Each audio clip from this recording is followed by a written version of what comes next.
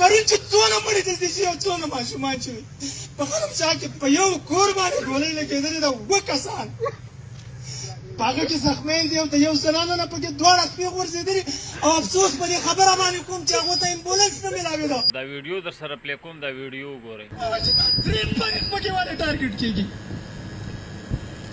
دا پرون چې څونه مړي دلته شي او څونه ماشومان شوي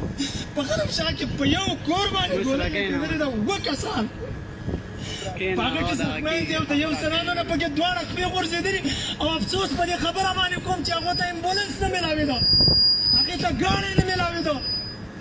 چې د وینې د بهېدو په وجه باندې هغه د شهادت رتبې ته ورسېدله مونږ خو مخکې په بدنامونو په دې بدنامو چې را د قبایل دي اوس خو باقاعده ته ور موږ د KPK حصه وو لکه تر څو پورې به دا ظلم زموږ سره رواني دا بربریت به زموږ سره رواني دا چغې فریاد به موږ کوو زما د پارلیمنټ د ممبر څه اختیار نشته دی زما د صوبایي اسمبلۍ د ممبر څه اختیار نشته دی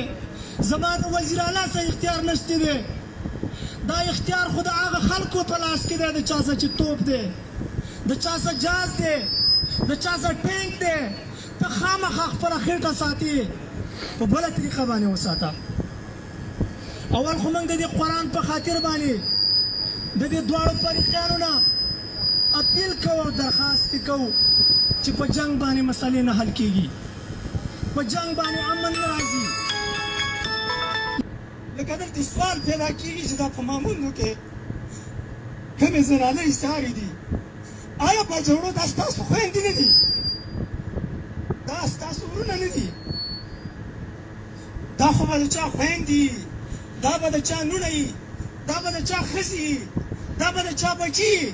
لکه دی کوم جرم کړی دی دلته خو جنګ روان دی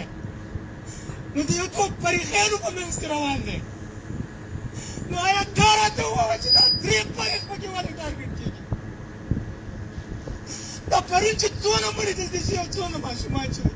په غرم شاه کې په یو کور باندې ګولۍ لګېدلې ده 7 کسان په هغه کې زخمیان دي او د یو زنانه نه پکې 2 سپي غورځېدلي او افسوس په دې خبره باندې کوم چې هغو ته امبولانس نه میلاوېده هغې ته ګاډی نه میلاوېده چې د 90 کسانو انکار کړی دی دې پولیس مرګونو ته هم وویل چې دې پنشن ته مه کېنئ دې پنشن ته مه کېنئ خپل بچي مه خواروئ لا اله محمد رسول الله چې د لوبو هم د خپل کوره ده وژنیم